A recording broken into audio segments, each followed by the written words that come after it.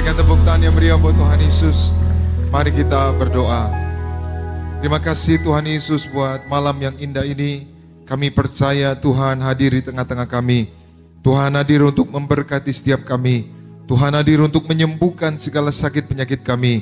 Tuhan hadir untuk memeteraikan setiap kami menjadi warga kerajaan surga. Bapa, kami serahkan setiap umat-Mu, kami yang beribadah di Tiberias Gading Nias, maupun yang beribadah secara live streaming, dimanapun kami berada. Biar kami semua diprogramkan tidak hanya berkumpul di bumi, tapi suatu hari kelak kami akan berkumpul bersama Tuhan, pesta di kerajaan surga. Doa hamba, tidak ada satupun di antara kami yang terhilang atau tertinggal.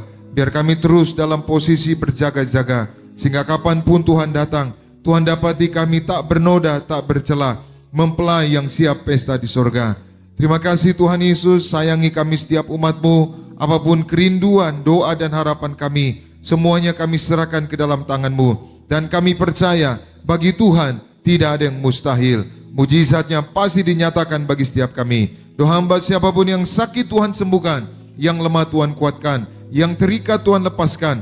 Lakukan perkara-perkara yang ajaib bagi setiap kami. Di dalam nama Bapa, Putra dan Roh Kudus, di dalam nama Tuhan Yesus, kami sambut firman-Mu. Haleluya. Semua yang diberkati siap dengar firman Tuhan. Bersama kita katakan amin. Kita berikan tepuk tangan yang meriah buat Tuhan Yesus. Silakan duduk. Selamat malam, salam saudaraku. Apa kabar saudara? Puji Tuhan, doa saya kita semua selalu sehat, selalu diberkati Tuhan, dan selalu dalam lindungan Tuhan. Saya juga menyapa saudara yang beribadah secara live streaming dimanapun saudara berada. Saya doa biar mujizat Tuhan, kuasa Tuhan dicurahkan, dinyatakan di tengah-tengah keluarga saudara. Puji Tuhan. Baik, kita buka Alkitab kita bersama di dalam Injil Yohanes pasal 20 ayat 1 dan ayatnya yang kedua. Dua ayat kita baca bersama-sama, 2, 3, ya. Pada hari pertama minggu itu, pagi-pagi benar, ketika hari masih gelap, pergilah Maria Magdalena ke kubur itu, dan ia melihat bahwa batu telah diambil dari kubur. Ayat 2. Ia berlari-lari mendapatkan Simon Petrus dan murid yang lain yang dikasihi Yesus, dan berkata kepada mereka, Tuhan telah diambil orang dari kuburnya, dan kami tidak tahu di mana ia diletakkan. Haleluya. Demikian pembacaan firman Tuhan malam ini. Tema kita malam ini, pesan di balik kubur kosong. Apa temanya? Pesan di balik kubur kosong. Saudaraku, kita masih ada di suasana Paskah. Paskah adalah hari kemenangan. Paskah adalah kebangkitan Kristus. Maka peristiwa Paskah, peristiwa kebangkitan Kristus adalah peristiwa yang sangat penting. Sama-sama bersama saya katakan, peristiwa kebangkitan Yesus adalah peristiwa yang sangat penting. Amin. Tanpa kebangkitan Kristus, sia-sialah kepercayaan kita. Paulus berkata saudara di dalam 1 Korintus 15 ayat 14 dan 17 dikatakan, andai kata Kristus tidak dibangkitkan, maka sia-sialah kepercayaan kamu. Artinya apa saudara? Sia-sia kita percaya, sia-sia kita beribadah. Tapi puji Tuhan, Tuhan Yesus bangkit, maka hidup kita tidak sia-sia. Katakan amin. Iman kita, percaya kita tidak sia-sia. Ibadah kita tidak sia-sia. Doa-doa kita tidak sia-sia. Pengharapan kita tidak sia-sia. Itu sebabnya terus beribadah, terus percaya, terus beriman. Karena pengharapan kita, iman kita, percaya kita, Tuhan pasti perhitungkan. Yang percaya boleh berikan tepuk tangan yang meriah buat Tuhan Yesus. Saudaraku, ada banyak makna, ada banyak pesan di balik kebangkitan Kristus. Pesan utama, makna utama dari kebangkitan Kristus adalah Kristus adalah Tuhan. Sama-sama bersama saya katakan, kebangkitan Kristus membuktikan bahwa Yesus adalah Tuhan. Amin. Jadi hari ini siapapun saudara, percayalah Yesus adalah Tuhan. Amin. Di mana kita bisa percaya? Karena Yesus sudah bangkit. Kebangkitan Kristus membuktikan bahwa Yesus adalah Tuhan. Jadi ada banyak makna, ada banyak pesan di balik kebangkitan Kristus. Termasuk ada banyak pesan juga saudara di balik kubur kosong. Saudara, orang jarang kali membahas tentang kubur yang kosong ini. Banyak orang bicara tentang kebangkitan Yesus, Yesus hidup, kebangkitan membawa kemenangan, kebangkitan membawa perubahan, kebangkitan memberi hidup yang baru. Tapi sedikit sekali yang membahas tentang kubur kosong. Dan ini menarik, ternyata di balik kubur kosong itu saudara ada pesan yang bisa kita tarik, yang bisa kita pelajari. Saudara, sesuatu yang kosong bukan berarti tanpa arti. Sekali lagi, sesuatu yang kosong bukan berarti tanpa arti atau tanpa makna. Kubur kosong Yesus memiliki makna yang besar bagi keselamatan orang percaya. Sekali lagi, kubur kosong Yesus memiliki makna yang besar bagi keselamatan orang percaya.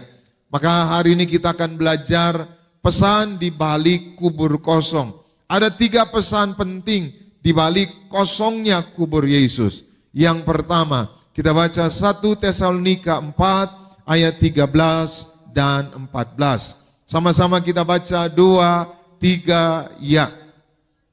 Selanjutnya kami tidak mau saudara-saudara bahwa kamu tidak mengetahui tentang mereka yang meninggal, supaya kamu jangan berduka cita seperti orang-orang lain yang tidak mempunyai pengharapan. Ayat 14. Karena jikalau kita percaya bahwa Yesus telah mati dan telah bangkit, maka kita percaya juga bahwa mereka yang telah meninggal dalam Yesus akan dikumpulkan Allah bersama-sama dengan Dia. Sama-sama bersama saya katakan, orang-orang yang meninggal dalam Yesus dikumpulkan bersama Yesus. Amin. Saudara, ayat ini adalah pesan dari Rasul Paulus kepada jemaat di Tesalonika. Paulus sedang menyampaikan bahwa ada kematian, ada kebangkitan. Kalau kita percaya bahwa Yesus mati bangkit, maka kita juga percaya bahwa kita orang percaya di balik kematian masih ada kehidupan. Di balik kematian masih ada kebangkitan. Itu sebabnya kenapa kubur itu kosong. Kenapa Yesus enggak terus-terus dikubur itu. Kenapa jasadnya enggak ditemukan. Kenapa kubur Yesus kosong. Apa arti, apa pesan, kenapa Yesus jasadnya enggak ada. Tadi dikatakan oleh Maria Magdalena, pagi-pagi benar mereka menengok kubur Yesus. Ternyata batunya sudah terguling. Dan ternyata mereka menafsirkan, mereka menilai bahwa jasad Yesus telah dicuri. Kadangkala kita menafsirkan sesuatu itu dari cara pandang yang negatif. Manusia selalu melihat sesuatu itu dari sudut pandang negatif. Padahal Maria Magdalena dan murid-murid sudah diberitahu bahwa Yesus akan mati dan Yesus akan bangkit pada hari ketiga.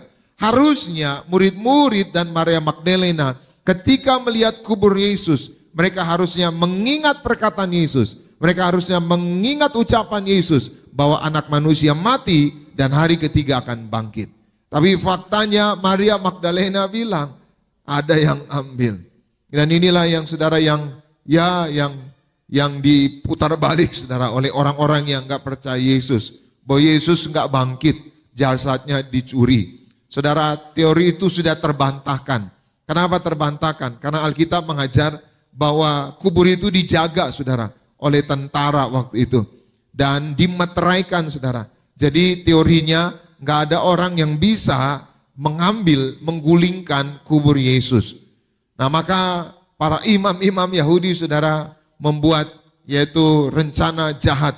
Lalu tentara-tentara itu disuap dibayar untuk mengatakan bahwa jasad Yesus dikubur. Tapi faktanya sampai hari ini tidak pernah ditemukan jasad Yesus. Kita percaya Yesus telah bangkit, katakan amin. Maka apa makna bahwa kubur Yesus kosong? Apa pesannya? Tadi dikatakan oleh Paulus saudara bahwa orang-orang yang meninggal di dalam Yesus dikumpulkan bersama dengan Allah. Pertanyaannya, kenapa jasad Yesus tidak ada? Kenapa kubur itu kosong? Yang pertama, pesan penting dari kubur kosong, bahwa kematian bukanlah akhir dari segalanya. Sama-sama bersama saya katakan, kematian bukanlah akhir segalanya. Saudara, ada banyak orang menganggap kematian adalah akhir dari segalanya. Sesungguhnya kematian bukanlah akhir dari segalanya. Kematian adalah pintu untuk kita masuk dalam keabadian. Kematian adalah jembatan agar kita masuk ke alam roh atau keabadian. Maka ada dua jenis kematian menurut Alkitab. Sekali lagi, ada dua jenis kematian menurut Alkitab. Yang pertama adalah kematian sementara. Nanti saudara baca Pengkhotbah 12 ayat 7. Dikatakan apa? Manusia akan kembali menjadi debu, rohnya kembali kepada Sang Pencipta. Jadi kematian itu menurut Alkitab ada dua jenis. Yang pertama kematian sementara. Apa itu kematian sementara? Peristiwa berpisahnya roh dan tubuh kita. Dan ini hanya terjadi satu kali dan bersifat sementara. Jadi kalau saudara lihat orang meninggal, kemarin pun tadi malam saya melayani ibadah tutup peti, saudara, di sebuah rumah duka. Maka saya sampaikan bahwa orang yang sudah dipanggil ini, yang meninggal ini, kita berpisah untuk sementara. Maka kematian ini hanya sementara, nanti ketemu lagi. Maka ini kematian yang sementara. Kematian ini adalah perpisahan antara roh kita dengan tubuh kita. Maka tugas kita yang ditinggalkan hidup yang baik supaya nanti ketemu lagi sama orang yang sudah mendahului kita. Itu sebabnya ada satu lagu berkata, sampai bertemu,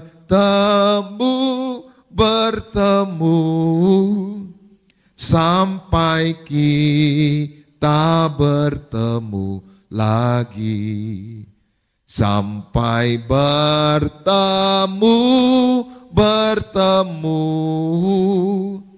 Tuhan Allah besertamu. Sampai bertemu,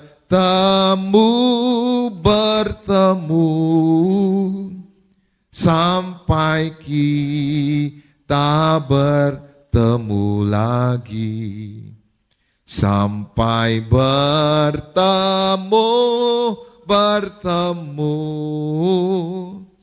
Tuhan Allah besertamu. Jadi orang-orang yang meninggal, yang mendahului kita, itu kematian sementara. Itu sebabnya menurut Alkitab, kematian itu bukanlah sesuatu yang menakutkan. Alkitab berulang-ulang kali berkata, berbahagialah orang yang meninggal di dalam Tuhan. Jadi Alkitab mengajar kematian adalah suatu kebahagiaan. Kita seringkali datang ke rumah duka, lalu lihat orang yang meninggal, lalu kita berkata, ya masih muda ya, saya lebih tua. Wah, saya lebih beruntung ini. Setelah kematian itu bukan soal beruntung atau tidak beruntung. Kematian itu tidak mengenal usia. Kematian bukan soal tua atau muda. Saya suka melayani pemakaman, saudara. Maka saya suka selesai pemakaman, saya liatin nisan-nisan di samping itu. Ada yang baru 15, ada yang baru 17, ada yang 20. Enggak semuanya 80, enggak semuanya 70. Ada yang masih ya bayi ada, saudara. Jadi kematian enggak mengenal usia. Jadi saudara yang muda-muda jangan jumawa. Lalu melihat orang-orang yang sudah uzur, yang sepuh, yang rambutnya putih. Om kayaknya duluan deh om. Om udah deket gitu. Enggak, kematian enggak mengenal usia, saudara. Kematian enggak mengenal sehat atau tidak sehat. Karena orang yang sehat pun saudara bisa mengalami kematian. Dan orang yang sakit pun enggak mati-mati, saudara. Kematian adalah kedaulatan Tuhan, katakan amin. Jadi kita enggak boleh menghakimi ketika kita datang ke rumah duka. Ya dia kurang beruntung, saya lebih beruntung. Enggak, itu kedaulatan Tuhan. Pengkhotbah 8 ayat 8 berkata apa? Tidak seorang pun yang berkuasa menahan kematian. Jadi nggak ada orang yang bisa menahan kematian. Bentar dulu Tuhan, bentar, tambahin lagi lah 5 hari, nggak bisa. Mau pakai obat apapun, pakai medis apapun nggak bisa. Kalau sudah kehendak Tuhan, pulang semua kita saudara. Amin. Itu sebabnya mari ada kematian sementara. Kematian sementara itu perpisahan antara tubuh dan roh kita.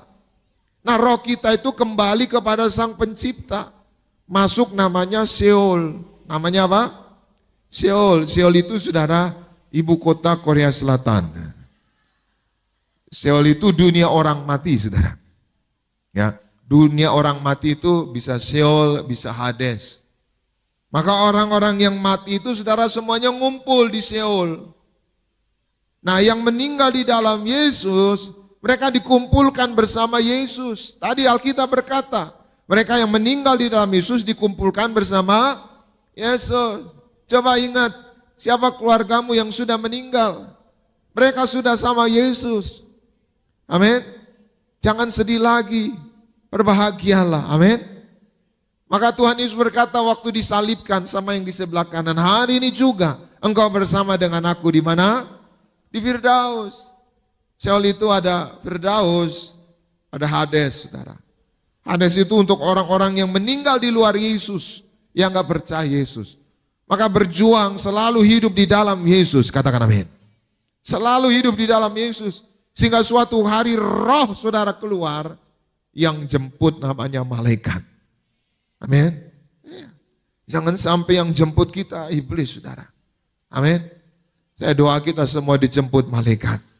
Amin. Malaikat itu ada saudara. Iblis itu ada.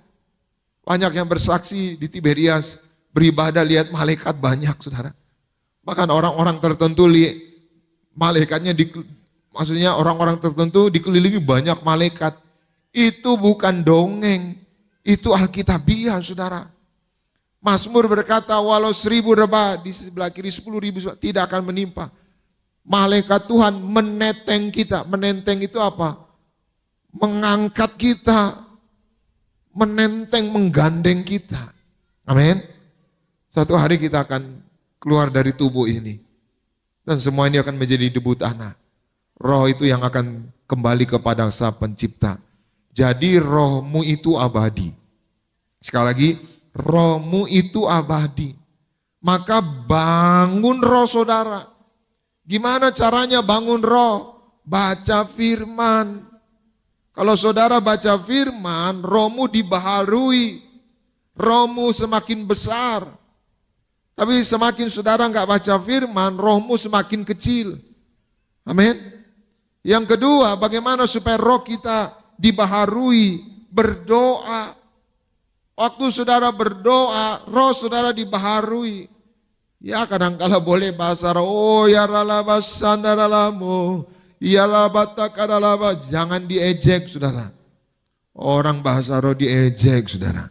Gak boleh. Biarkan dia sedang membangun dirinya. Karena surat Korintus bilang apa? Orang yang berbahasa roh, dia sedang membangun dirinya. Amin. Jangan diejek orang yang berbahasa roh. Yang ketiga, bagaimana supaya kita bangun rohnya. Terima tubuh dan darah Yesus. Amin. Hidup dalam pertobatan. Rohmu semakin besar. Amin. Maka saya doa kita semua rohnya semakin diperbesar oleh Tuhan. Roh kita semakin menyala-nyala. Roh kita semakin dipakai Tuhan secara luar biasa. Yang setuju boleh berikan tepuk tangan yang meriah buat Tuhan Yesus. Yang kedua, ada 2 jenis kematian menurut Alkitab. Yang kedua adalah kematian kekal. Nanti saudara baca Wahyu 20 ayat 11 sampai 15. Yohanes bilang apa? Aku melihat orang banyak yang meninggal, yang kecil dan besar. Mereka dikumpulkan, yang di laut dikumpulkan, yang mati di darat dikumpulkan. Lalu dibukalah sebuah kitab namanya kitab kehidupan. Siapa yang namanya tidak tertera dalam kitab kehidupan itu, maka mereka akan mengalami kematian kedua, yaitu kematian kekal. Maka kematian kekal adalah kematian yang disebut dengan kebinasaan. bersifat kekal di lautan api. Saya doa kita tidak akan mengalami kematian kekal. Amin. Saya doa kita tidak akan mengalami kebinasaan. Karena Yesus, Tuhan Yesus telah mati di atas kayu salib supaya kita tidak binasa. Sekali lagi, Tuhan Yesus mati di atas kayu salib supaya kita tidak binasa, melainkan beroleh hidup yang kekal. Sama-sama bersama saya katakan, Tuhan Yesus telah mati supaya aku tidak binasa, melainkan beroleh hidup yang kekal. Amin. Jadi hari ini kita semua menerima hidup yang kekal. Amin. Maka yang pertama, apa pesan di balik kubur kosong? Yang pertama, kematian bukan akhir dari segalanya. Amin. Jadi hari ini siapapun saudara, ya saya bukannya bilang supaya kita cepat-cepat semuanya pulang ke rumah Bapa, enggak saudara. Tapi saya mau bilang bahwa suatu hari kita akan mengalami yang namanya kematian. Kematian itu sifatnya sementara. Kalau kita meninggal di dalam Yesus, maka kita akan dikumpulkan bersama Tuhan Yesus. Maka berjuang selama hidup ini, berjuang hidup untuk Tuhan. Sebab Paulus bilang dalam Roma 14 ayat 7 dan 8, sebab kalau kita hidup untuk Tuhan. Kalau kita mati untuk Tuhan. Sebab hidup dan mati kita milik Tuhan. Selama saudara hidup untuk Tuhan, saya pastikan hidup saudara tetap kuat. Selama saudara hidup untuk Tuhan, saya pastikan hidup saudara dipenuhi dengan damai sejahtera. Ada banyak orang hidup hanya untuk uang. Setiap hari uang terus. Segala cara dilakukan untuk mendapatkan uang. Mohon maaf saudara, itu cara iblis untuk menghancurkan hidup kita. Kita cari yang punya sorga. Kita bukan hanya dapat sorga, tapi kita dapat berkat Tuhan. Kita dapat kesehatan, kita dapat damai sejahtera, kita dapat sukacita dari Tuhan. Katakan amin. Yang kedua, apa pesan di balik kubur kosong? Kita baca bersama Matius 17 ayat 22-23. Sama-sama kita baca 2, 3, ya. Pada waktu Yesus dan murid-muridnya bersama-sama di Galilea, ia berkata kepada mereka, Anak manusia akan diserahkan ke dalam tangan manusia, ayat 23. Dan mereka akan membunuh dia, dan pada hari ketiga ia akan bangkit. Maka hati murid-murid itu pun sedih sekali. Saudara perhatikan, ayat ini sebelum Tuhan Yesus mati, sebelum Tuhan Yesus diserahkan, sebelum Tuhan Yesus bangkit. Maka Tuhan sudah kasih tahu sama murid-muridnya, murid-murid, aku nanti akan ditangkap, dibunuh, disalibkan, dan aku akan mati. Tapi hari ketiga aku akan bangkit. Saya mau tanya sama saudara, dari semua perkataan Tuhan Yesus itu, ada enggak yang tidak terjadi? Tidak ada. Semua yang Tuhan ucapkan, semua yang Tuhan katakan terjadi. Termasuk hari ketiga Yesus bangkit. Maka Maria Magdalena, Petrus dan murid-murid lain lihat kubur kosong. Harusnya Maria Magdalena dan murid-murid yang lain waktu lihat kubur kosong, harusnya mereka berkata, oh puji Tuhan, ternyata perkataan Tuhan itu benar. Hari ketiga dia bangkit. Ini enggak ada, gitu saudara. Maka yang kedua, apa pesan di balik kubur kosong? Yang kedua, semua perkataan Yesus benar dan pasti terjadi. Sama-sama bersama saya katakan, aku percaya perkataan Tuhan Yesus pasti benar dan pasti terjadi. Amin. Jadi kalau saudara masih ragu perkataan Tuhan Yesus, kelewatan saudara. Hari ini percaya perkataan Tuhan Yesus. Kadangkala kita perkataan nenek-nenek tua kita percaya gitu saudara. Perkataan dukun orang pintar kita percaya.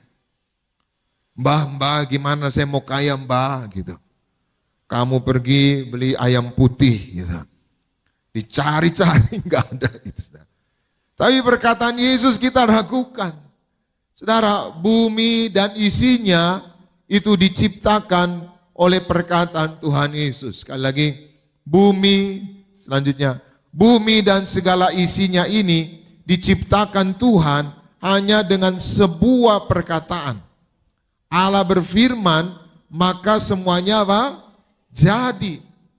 Jadi semua yang ada di bumi ini saudara terjadi hanya karena sebuah perkataan. Berfirmanlah Allah, semuanya jadi. Hari ini saudara mau menerima yang terbaik? Ucapkan perkataan iman. Kenapa? Karena perkataan iman, perkataan firman itu pasti terjadi. Maka apapun keadaan saudara hari ini, teruslah memperkatakan firman.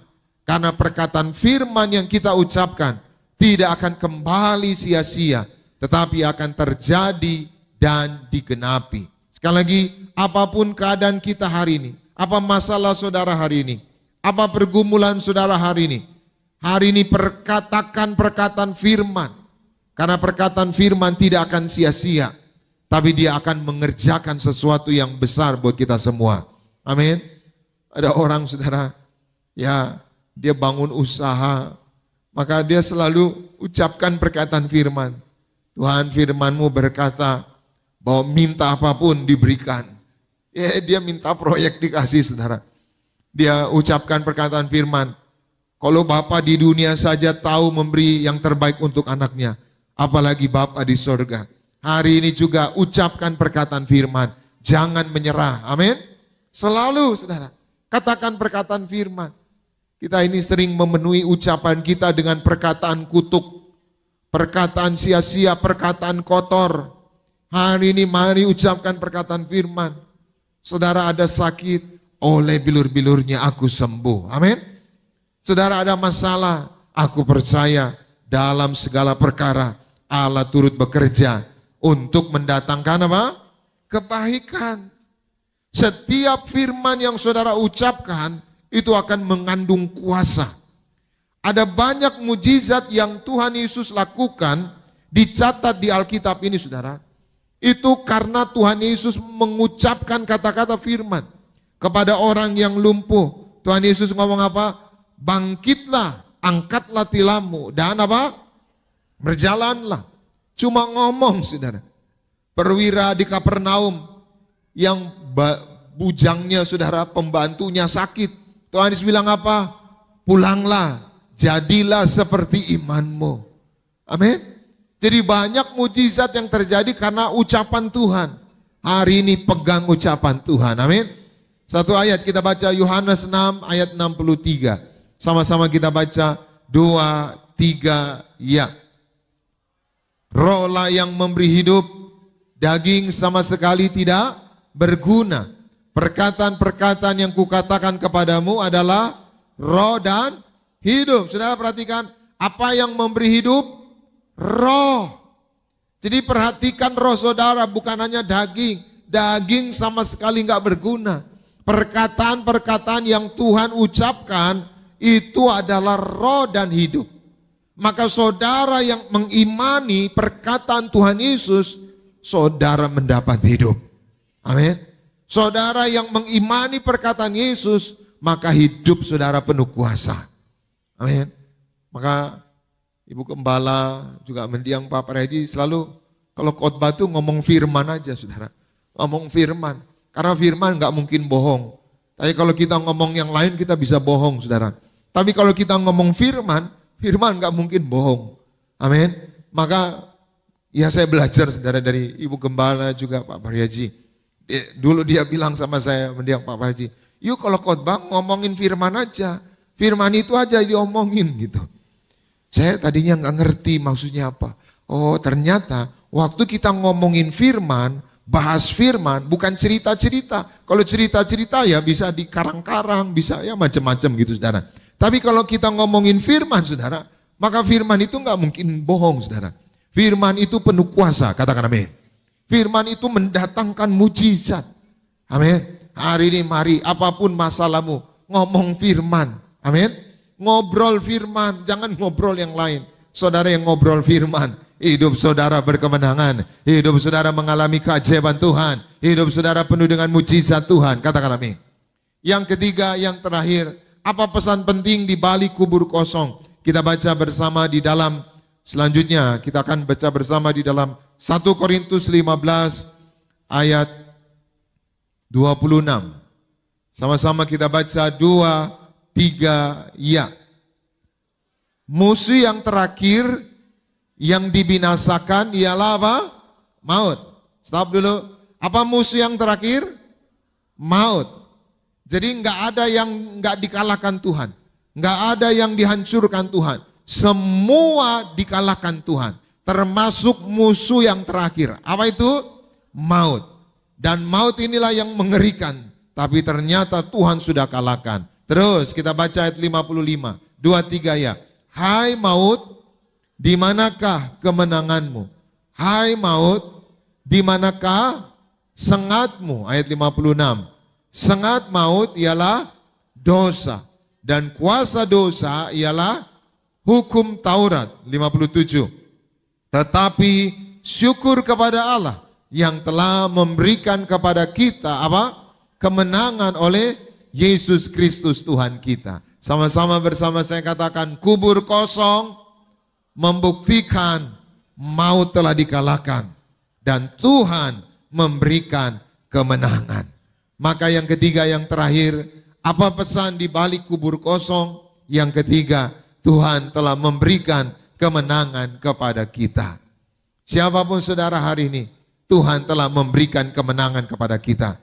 Walaupun hari ini masalahmu belum selesai, walaupun hari ini penyakitmu belum sembuh, walaupun hari ini doa-doamu belum dijawab, tapi imani kemenangan Tuhan sudah jamin. Amin. Apapun masalah saudara, percaya ujung-ujungnya pasti kita menang. Amin. Ya, itu sebabnya jangan menyerah, jangan putus asa. Ada satu jemaat saudara, dia telepon saya, dia bilang, Pak Pendeta, istri saya hilang gitu saudara. Lalu ya saya bingung gitu, kok bisa hilang? Ya mohon maaf kalau anak batita hilang, ya masih masuk akal gitu saudara. Tapi istri hilang, gimana hilangnya? Dia kerja, lalu nggak pulang-pulang, lalu dihubungi, ditelepon, nggak bisa, putus hubungan pendeta. Tolong datang pendeta, doakan. Akhirnya saya datang, waktu itu di Serpong saudara, saya datang, saya doakan. Saya bilang gimana Pak ceritanya gini, udah lapor, dia udah buat laporan ke polisi saudara. Dia sayang sekali istrinya, tiba-tiba hilang gitu saudara. Lalu ya udah kita doa. Selesai doa, saya pulang. Berapa hari kemudian, Bapak ini WA lagi. Saya pikir wah doa kita udah dijawab ini, saya bilang gitu saudara. Tapi ternyata apa? Dia bilang, pendeta istri saya udah jawab WA. Terus apa katanya? Dia bilang, pendeta kalau piring udah pecah, nggak bisa digabungin lagi, kata dia gitu saudara. Lalu saya bilang, dia bilang, saya jawab apa pendeta?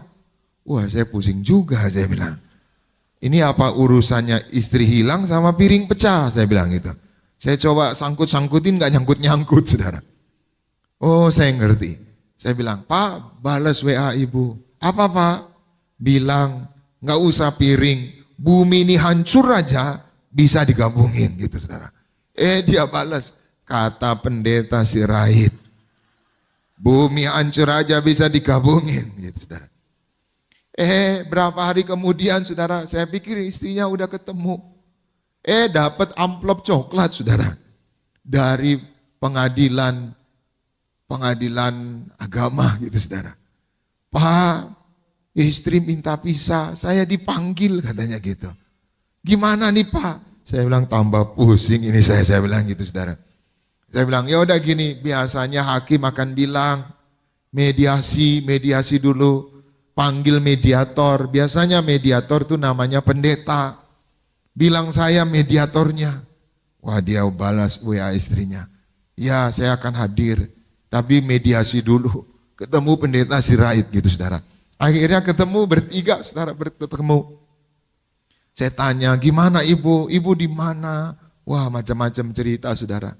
Ternyata ibu ini pergi sama CLBK-nya gitu saudara. Ya saudara ngerti ya CLBK, nggak usah saya jelasin lah saudara. Pergi sama CLBK-nya.